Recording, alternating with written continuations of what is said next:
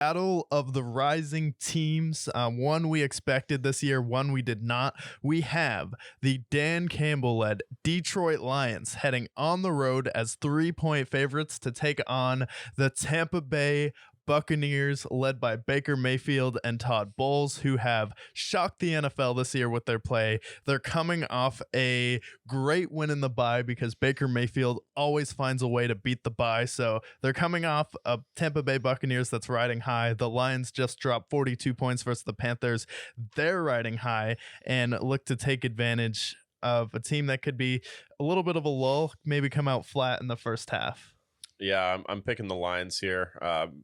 One of the best teams, well-documented, Brickyard podcast, the most reliable source of information on the internet, as you find here. They had them as the top 5 team in the NFL. Did not see the Tampa Bay Buccaneers on that list anywhere to be found. No. They must be somewhere in no man's land. Not quite in the worst and not quite in the top 5 either. So what I like about the Lions this year is that they're playing hard. They're playing all 60 minutes, and their defense has been playing exceptionally, despite the fact that a lot of the additions that they brought in have gone down with injury. Cam Sutton, CJ Gardner-Johnson, and now Emmanuel Mosley. They still find ways to win in different ways, and we should see Amon-Ra return and should see Jameson Williams start to get some play calls his way.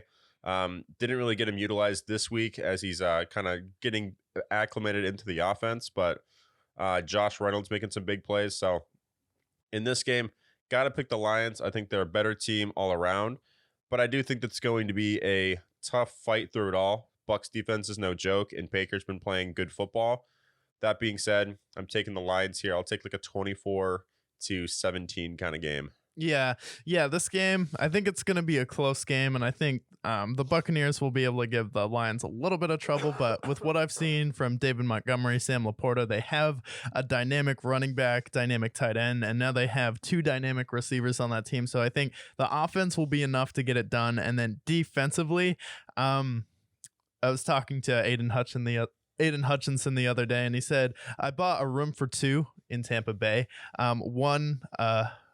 and the first part of the room is for me, obviously. And then the next part of the room is for Baker Mayfield, because I'm going to be getting in the backfield, sacking him all game long. Maybe I'll have another interception again. And Baker Mayfield, he's been running a lot this year, but that's going to end this week. And Aiden Hutchinson is going to put a stop to that. The Buccaneers aren't going to be able to run the ball in this game. They've been having problems with Tre'Davious White all year running the football, so I don't think that's going to be a dynamic threat, and I think they'll be able to do enough to slow down Baker, and then Jared Goff will be able to spread the ball around. We move to 5-1. Tampa Bay Buccaneers come down a little bit.